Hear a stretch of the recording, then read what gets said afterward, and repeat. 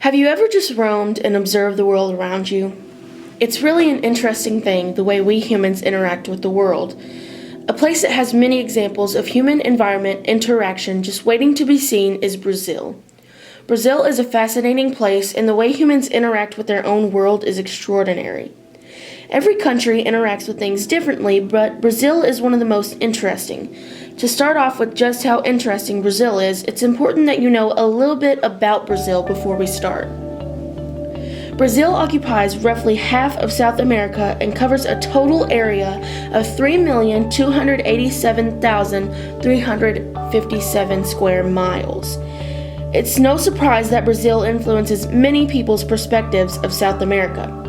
Brazil has a population of 200.4 million people, which continues to grow every day. On average, there are 24 people per square mile. Brazil has an industry capacity of 80%. Brazilians have access to technology, but compared to countries like America, it isn't nearly as advanced with modern technology. But knowing they're not a relatively wealthy country, it's not shocking. Brazil's automobile industry is expanding rapidly and has major sources with foreign investments. The country also had 13 oil refines in 2002 with a total production capacity of 1,786,000 barrels being produced a day. Brazil is rich when it comes to resources. Examples of resources are gold, iron ore, platinum, nickel, coffee, and sugar. Brazil has cities that layer each other going up hills. Some people wouldn't like not having personal space, but that's just the Brazilian culture.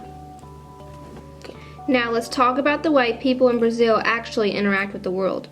Farming in Brazil is important. Brazilians have modeled their life around it. Being rich in resources, it's only smart to farm. The local people are provided with many jobs, and people all over the world are provided with an abundance of products. Brazil is even the second largest exporter of agricultural goods.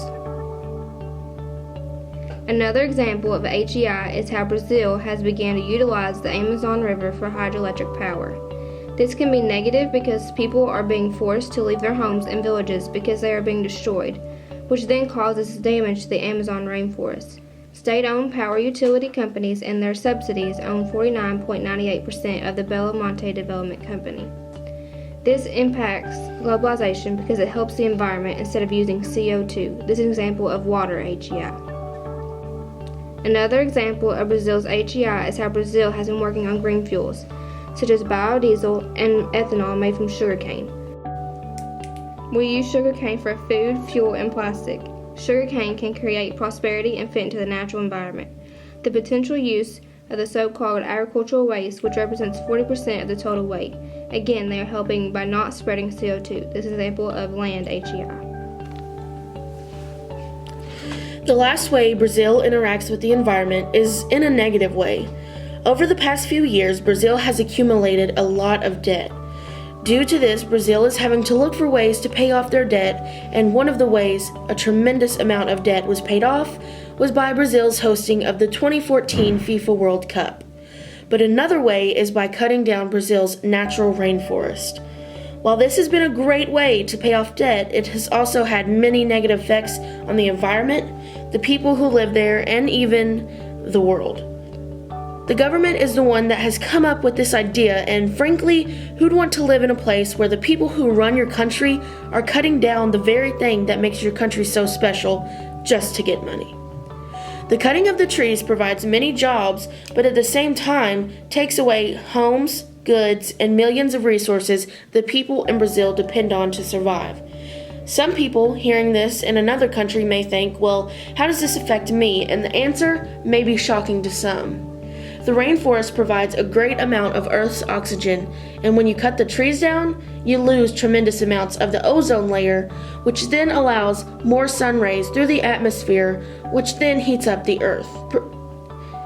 During the past 40 years, 20% of the forest has been cut down.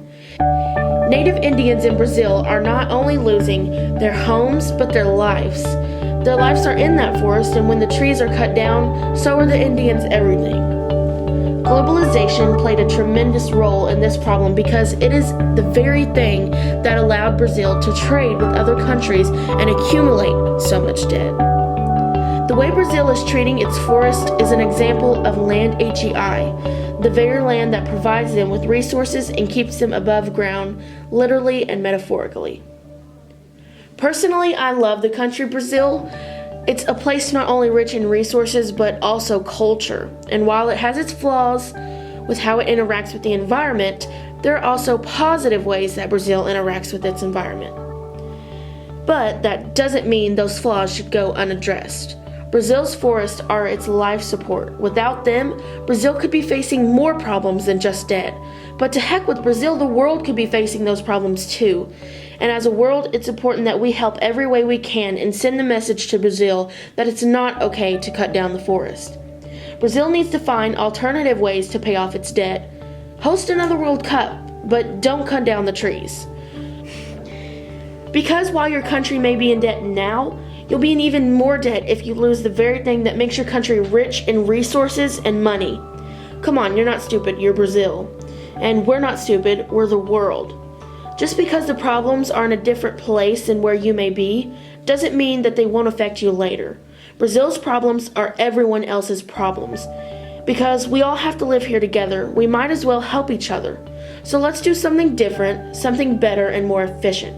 Let's interact with our world better, and let's not make Brazil better, but let's make the world better.